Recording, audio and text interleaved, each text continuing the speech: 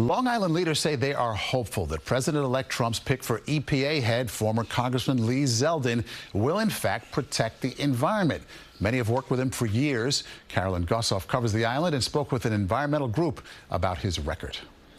Would be helpful for the EPA to set a level maximum amount of contaminants. 4 years ago, he was calling on the EPA to protect water. Now Lee Zeldin will be leading that agency. We were a bit shocked That he's the pick to shape the nation's environmental policy. But Adrian Esposito, who's worked with Zeldin for decades, calls him responsive with firsthand understanding of climate change. He lives in a flood zone. When we went to him with a critically important environmental or public health issue, he did respond.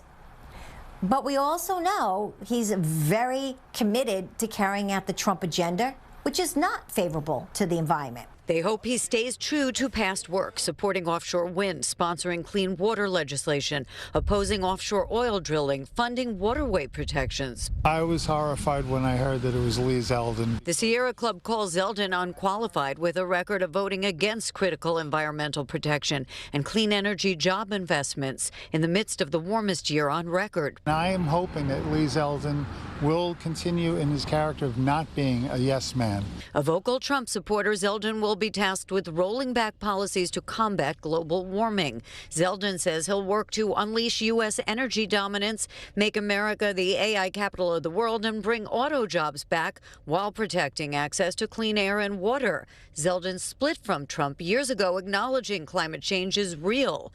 His successor in Congress, Nick LaLota. This Republican administration, through Lee, will stand for a better balance between both protecting the environment without destroying our economy at the same time. Zeldin, an attorney and military veteran, must still be confirmed by the U.S. Senate. On Long Island, Carolyn Gusoff, CBS News, New York.